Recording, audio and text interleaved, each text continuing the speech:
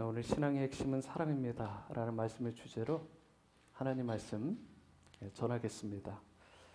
신앙의 핵심을 한 단어로 우리가 요약하고 표현한다면 사랑입니다.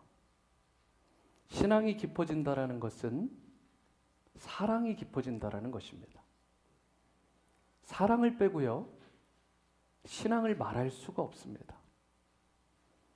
아시는 것처럼 예수님은 무려 613가지에 이르는 계명들을 단 한마디로 요약을 해버리셨어요. 대단하신 거죠? 그게 무엇입니까? 올해의 표어인 하나님 사랑, 이웃 사랑. 이런 의미에서 신앙의 핵심은 사랑이라고 말할 수 있습니다. 사랑. 우리 그리스도인들은 특별히 예수님의 사랑을 잃으면 다 잃는 것입니다. 아무리 옳고 그름을 알고요, 맞고 틀리는 것을 알고 살아가더라도 예수님의 사랑을 온전히 경험하지 못하고 그분의 사랑을 잃어버리면 결국 다 잃어버리는 것입니다. 그래서 사도 바울은 오늘 사랑장이라고 불리는 고린도전서 13장에서 사랑이 없으면, 사랑이 없다면, 사랑이 없으면 아무것도 아니다, 아무 유익도 없다라고 말씀하는 것입니다. 사랑이 없으면 사람의 방언과 천사의 말, 예언과 큰 이적을 일으키는 믿음, 심지어 구제와 헌신과 섬김 봉사 등 당시 사람들이 크다라고 생각하고 인정했던 은사들이 대거 여기에 열거가 되어 있지만 모두가 사랑이 없으면 아무것도 아니라고 말씀하는 것입니다. 우리가 이 땅에서 행하는 모든 일들은 그 동기가 사랑이 되지 않으면 무가치한 것이 되고 마는 것입니다. 그래서 우리에게 진정으로 필요한 것은 예수님의 사랑입니다. 사랑은 모든 문제의 해답이고요, 해결이고요, 치료제가 돼요. 다른 것은 좀 부족해도 돼요. 사랑만 있으면 고쳐지고 회복되고 치유되는 것입니다. 그런데 안타까운 것이 무엇인가요? 오늘날 우리 가운데, 세상 가운데 사랑이 점점점 더 식어져만 간다는 것입니다. 심지어 십자가의 사랑으로 구원받은 성도들인데도 불구하고 예수 그리스도를 온전히 본받지 못하고 사랑의 열매를 맺지 못하고 있는 현실. 이런 면에서 오늘이요, 2월 첫 번째 주일 예배를 드리면서 우리가 진지하게 물어야 될 질문이 이것입니다.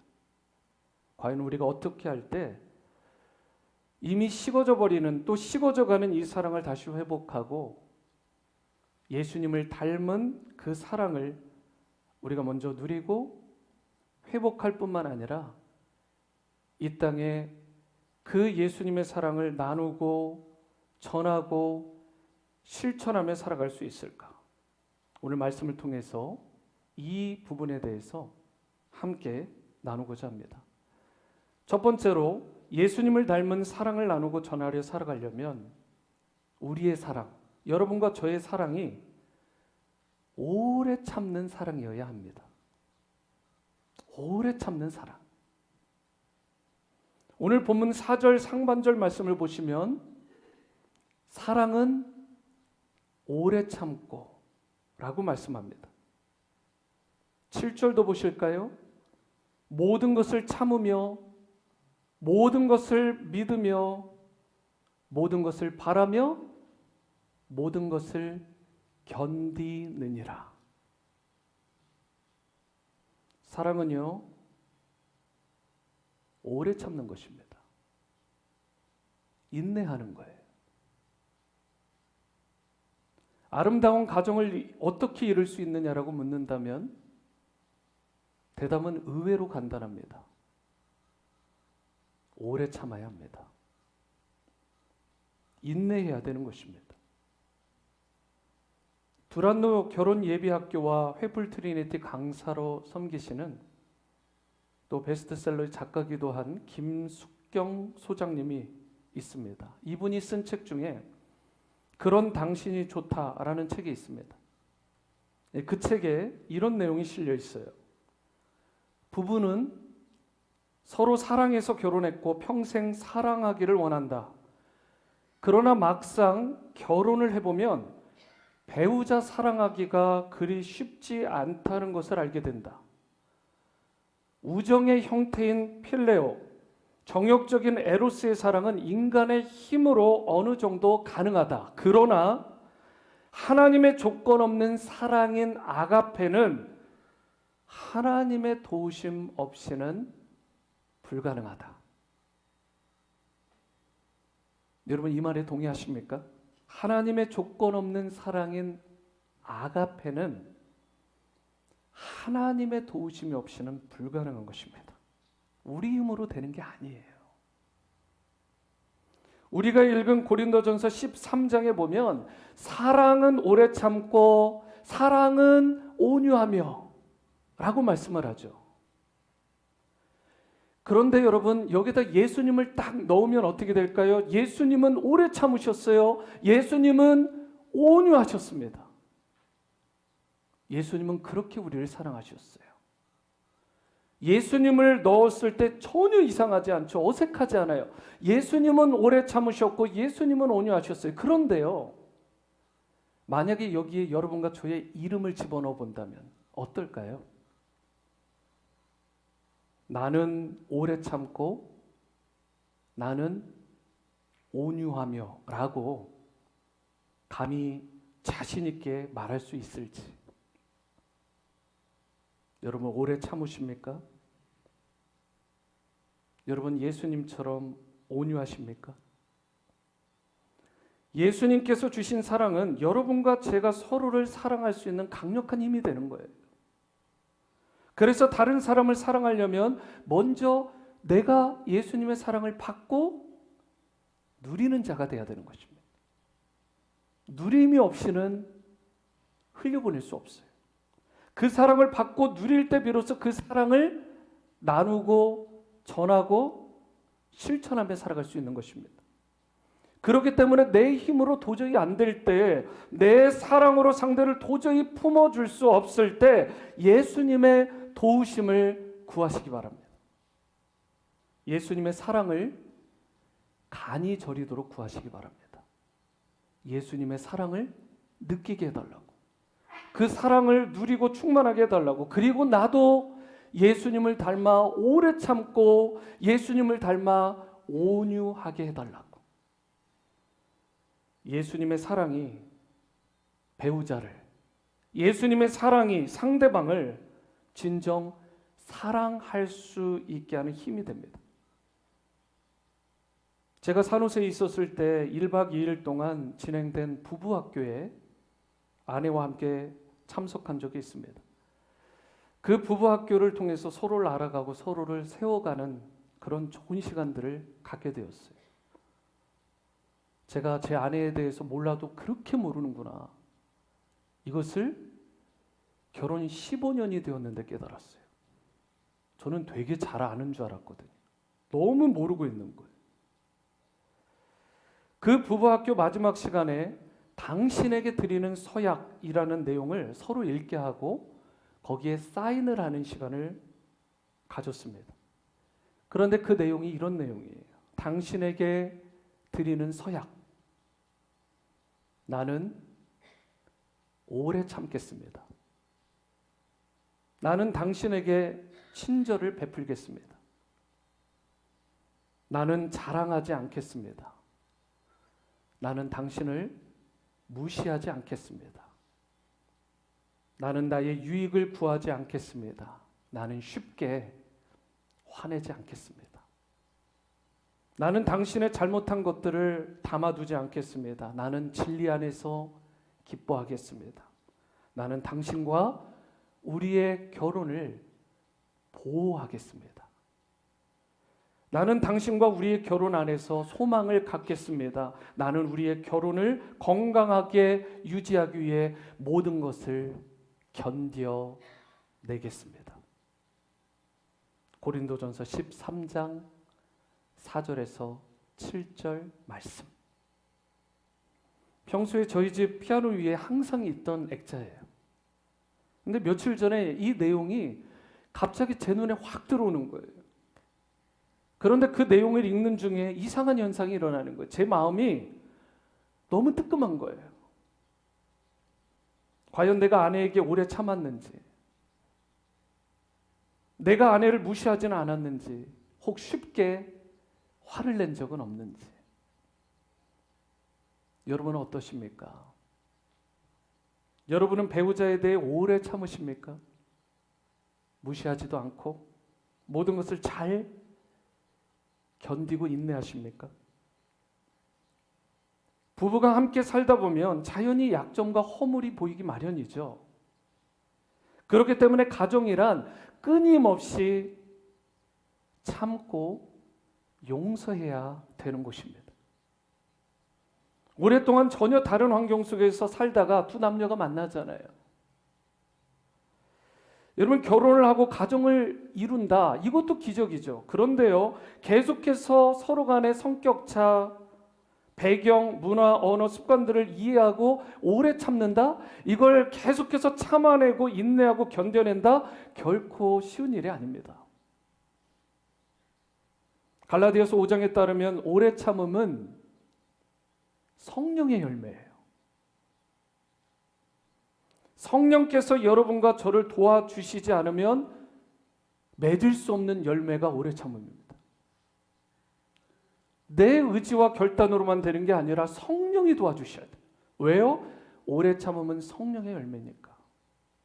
성령께서 도와주셔야 영적인 힘을 얻게 되고 상대에 대해서 오래 참고 견딜 수 있게 되는 것입니다. 이 모든 것은 배우자뿐만이 아니라 세상의 모든 사람들, 교우와의 관계 속에서도 그대로 적용되는 거예요.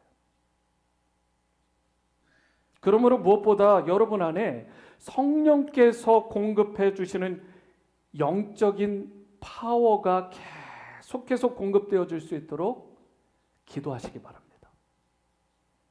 그럴 때 여러분의 가정이 든든하게 세워지게 되고 교회에서, 직장에서 아름다운 관계의 열매를 맺어가게 되는 것입니다. 성 어거스틴이요, 이런 의미 있는 말을 했어요. 주께서 저를 사랑하심으로 저를 사랑스럽게 하셨나이다. 제가 다시 한번 읽어드립니다. 주께서 저를 사랑하심으로 저를 사랑스럽게 하셨나이다. 우리는 일반적으로 누구를 사랑할 때 어떠죠? 사랑받을만 하니까 사랑하지 않아요? 똑똑하니까 사랑합니다. 돈이 있으니까 사랑해요. 예쁘니까, 잘생겼으니까 사랑해요. 그런데요, 우리 주님은 반대라는 거예요. 우리를 사랑하셔요, 먼저. 그리고 그 사랑하심으로 인해서 우리를 사랑스럽게 하셨다는 거예요. 우리 주님은 마음이 참 넓으신 분이십니다. 좁지 않으세요. 그래서요, 마태복음 5장 45절에 보면 이렇게 말씀합니다. 이같이 한즉 하늘에 계신 너희 아버지의 아들이 되리니 이는 하나님이 그 해를 악인과 선인에게 비추시며 비를 의로운 자와 불의한 자에게 내려주심이라. 우리 주님은 악인이든 선인이든 구분을 하지 않으시고 해를 비춰주시고 비를 내려주시는 분, 우리가 어떠한 상황이든지 그냥 사랑하시는 거예요. 이 사실을 너무나 잘 알았던 인물이 사도 바울인데요. 로마서 5장 6절 말씀이요, 우리가 아직 연약할 때에 기약대로 그리스도께서 경건하지 않은 자들을 위해서 죽으셨다라고 말씀해요. 우리가 돈도 없고 힘도 없고 똑똑하지도 않고 소위 백도 없고 연약함에도 불구하고 우리를 사랑하셨다는 거예요. 여기서 멈추지 않으십니다. 로마서 5장 8절 말씀, 우리가 아직 죄인 되었을 때에 그리스도께서 우리를 위하여 죽으심으로 하나님께서 우리에 대한 자기의 사랑을 확증하셨느니라. 여전히 우리가 죄 가운데 있었어요. 죄로 허덕이고 있는데도 불구하고 우리를 사랑하셨다는 것입니다. 여기서도 멈추지 않으세요. 로마서 5장 10절 말씀, 곧 우리가 원수 되었을 때에 그의 아들의 죽으심으로 말미암아 하나님과 화목하게 되었은즉 화목하게 된 자로서는 더욱 그의 살아나심으로 말미암아 구원을 받을 것이니라. 하나님께 반항했어요. 심지어 하나님을 대적했어요. 그렇게 원수된 삶을 살아갔는데도 불구하고 하나님의 사랑에서는 결코 예외일 수 없었다라는 것입니다. 모두를 품어주신 하나님의 사랑. 하나님께서 여러분과 저를 그렇게 오래 참고 견디시고 인내하시며 사랑하신 것입니다. 그래서 우리가 이 자리에 있는 거예요. 하나님은 마지막 결산의 때에 여러분과 제가 얼마나 대단한 일을 했나? 얼마나 많은 일을 해냈나? 그거 카운트할 것 같지 않으세요? 우리가 얼마나 예수님 닮은 사랑으로 사랑했는가를 보실 것입니다. 우리가 그 사랑으로 얼마나 배우자를 사랑했는지, 우리가 얼마나 그 사랑으로 부모가 자녀를, 자녀가 부모를, 형제를 사랑했는지, 교회 안에서 형제와 자매 간에 서로를 사랑했는지, 교회 안에서 세상에서 얼마나 나의 이웃들을, 나의 성도들을 내 몸과 같이 아끼고 사랑했는지 그것으로 평가받게 될 것입니다. 여러분, 이제 신앙의 핵심, 삶의 본질은 사랑임을 기억하시고 먼저는 하나님을 마음과 목숨과 뜻을 다해 사랑하시고 여러분의 가족을, 배우자를, 자녀를, 이웃을 진실로 사랑하는 여러분과 제가 될 수 있게 되기를 주님 여러분을 축원합니다. 두 번째로 예수님 닮은 사랑을 나누고 전하려면 여러분과 저의 사랑이 어때야 되느냐? 희생하는 사랑이어야 합니다. 희생하는 사랑. 여러분이 잘 아시는 것처럼 사랑에는 반드시 희생이 들어가야 돼요. 모든 것을 참고 견디는 희생이 있어야 합니다. 그게 사랑이죠. 그런데요, 여러분, 이 땅 가운데에서 희생하는 사람들 가운데 가장 위대한 사람, 가장 고귀한 사람은 누굴까? 저는 어머니들 같아요. 자식을 향한 어머니의 그 희생적인 사랑, 숭고한 사랑. 좀 오래된 광고이긴 한데요. 1995년이요. 대한민국에 큰 감동과 반향을 일으킨 좋은 광고가 있었어요. 삼성생명에서 만든 공익 광고인데요. 제목이 우리는 당신은 아버지라 부릅니다. 우리는 당신을 어머니라 부릅니다. 라는 광고였어요. 참 좋은 광고예요. 근데 그 중에 오늘은 어머니 편을 제가 한번 읽어드릴게요. 어머니의 희생적인 사랑. 21. 당신은 고개를 2번 넘어 얼굴도 본 적 없는 김씨 댁의 큰 아들에게 시집을 왔습니다. 26. 시집 온 지 5년 만에 자식을 낳았습니다. 당신은 그제서야 시댁 어른들한테 며느리 대접을 받았습니다. 32. 자식이 밤늦게 급체를 앓았습니다. 당신은 자식을 업고 읍내병원까지 밤길 20리를 달렸습니다. 40. 그의 겨울은 유난히 추웠습니다. 당신은 자식이 학교에서 돌아올 무렵이면 자식의 외투를 입고 동구박으로 나갔습니다. 그리고 자식에게 당신의 체온으로 덮여진 외투를 입혀주었습니다. 52. 자식이 결혼할 여자라고 집으로 데려왔습니다. 당신은 분칠한 얼굴이 싫었지만 자식이 좋다니까 당신도 좋다고 말했습니다. 60. 환갑이라고 자식이 모처럼 돈을 보내왔습니다. 그런데 당신은 그 돈으로 자식의 보약을 지었습니다. 65, 자식 내외가 바쁘다며 명절에 고향에 못 내려온다고 했습니다. 당신은 동네 사람들에게 아들이 바빠서 아침 일찍 왔다 갔다며 당신 평생 처음으로 거짓말을 했습니다. 오직 하나, 자식 잘 되기만을 바라며 살아온 한 평생. 하지만 이제는 깊게 주름진 얼굴로 남으신 당신, 우리는 당신을 어머니라 부릅니다. 우리 어머니들이요, 우리 아버지들, 당신은 좀 못 먹어도 된다면서 자식만큼은 잘 먹이려고 온갖 허리띠를 졸라매고 수고하셨잖아요. 우리 부모님들이요, 자녀들은 고생하면 안 된다고 자신은 그렇게까지 희생하셨잖아요. 우리가 지금 여기 있는 거 부모님의 사랑, 부모님의 수고, 부모님의 희생이 있었기 때문 아닐까요? 가장 고귀한 사랑, 가장 아름다운 사랑. 그래서 우리는 부모님의 사랑을 생각할 때마다 감격하고 콧날이 시큰해지고 또 감격해하는 거예요. 우리가 살아가는 인간 사회에서 부모님의 사랑만큼 고귀한 사랑은 아마도 없을 것입니다. 그런데요, 성경은 이 사랑보다 더 고귀한 사랑이 있음을 우리에게 분명하게 말씀합니다. 다윗이 시편 27편 10절에서 이렇게 고백해요. 내 부모는 나를 버렸으나 여호와는 나를 영접하시리이다. 부모님 중에 간혹 자녀를 버리는 부모들이 있잖아요. 끔찍한 일이죠. 그런데요, 부모는 그처럼 혹 버린다 할지라도 부모의 사랑과 비교할 수 없는 가장 크고 놀라운 사랑이 있는데, 우리 하나님께서 여러분과 저를 사랑하시는 그 사랑. 그래서 요한복음 3장 16절은 이렇게 말씀하는 거예요. 다 함께 읽어볼까요? 암송하실 분들은 암송하시고 함께 읽습니다. 시작.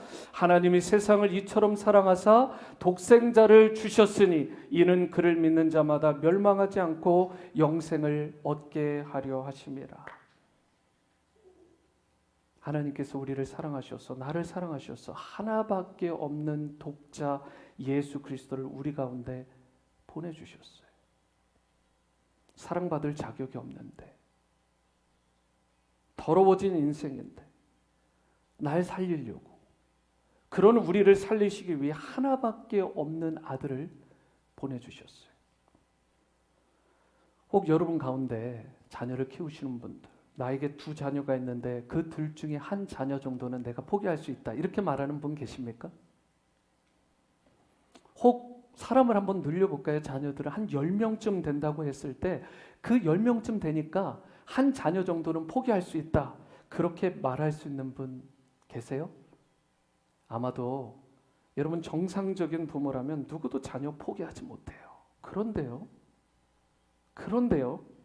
우리 하나님은 단 하나밖에 없는 독자 예수 그리스도를 여러분과 저를 위해 보내주셨답니다. 이해가 되시나요? 그 아들 예수 그리스도를 십자가에서 찢으셨어요. 물 한 방울, 피 한 방울까지 다 쏟아서 죽게 하셨어요.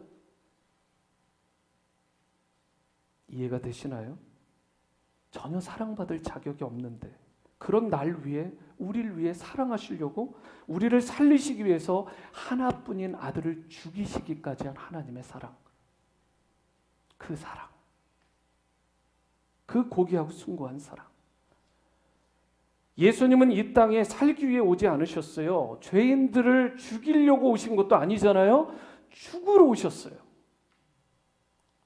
마가복음 10장 45절 말씀, 인자가 온 것은 섬김을 받으려 함이 아니라 도리어 섬기려 하고 자기 목숨을 많은 사람의 대속물로 주려 함이니라. 우리가 십자가에 달려 죽었어야 하는 죄인인데, 그러한 죄인을 위해, 그러한 죄인된 날 위해, 우리를 위해 예수님께서 대신 죽으신 것입니다. 이사야 53장 5절 말씀이요. 그가 찔림은 우리의 허물 때문이요 그가 상함은 우리의 죄악 때문이라. 그가 징계를 받음으로 우리는 평안을 누리고 그가 채찍에 맞음으로 우리는 나음을 입었도다. 내가 달려야 할 그 십자가, 내가 맞아야 할 그 죄의 징벌을 예수님께서 우리를, 나를 사랑하심으로 말미암아 대신 희생하셔서 날 살리신 것입니다. 우리를 살리신 거예요. 그 사랑이 여러분과 저를 향하고 계시고 그 사랑이 여러분과 저에게 임하신 것입니다. 여러분 가운데 오늘 설교를 듣고 말씀을 보면서 이런 생각이 문득 드는 분이 계실지 모르겠어요. 나는 그래도 사랑이 참 많은 사람이야. 나는 오래 참을 줄 알지. 나는 희생할 줄 아는 사람이야. 누가 보더라도 인정할 만한. 나는 내 자식을 끔찍하게 사랑하고 내 아내도 사랑하고 내 일도 사랑하고 모든 것을 사랑한다라고 생각하는 분이 계실지 모르겠어요. 그런데 여러분, 내가 사랑한다, 사랑하지 않는다도 중요한 포인트지만 더 중요한 게 있는 것 같아요. 그것은 바로 사랑의 방식입니다. 어떻게 사랑하고 있는가. 오카는 목사님의 설교 말씀을 하나 보게 되었는데요. 이런 내용이 있었어요. 예수님께서 요한복음 13장에서 제자들을 불러 모으고 그들의 발을 씻기시잖아요. 종들이나 할 만한 그 일을 예수님께서 친히 무릎을 꿇으시고 세숫대야를 준비하시고 수건을 걸치신 뒤에 제자들의 발을 씻기시는 장면.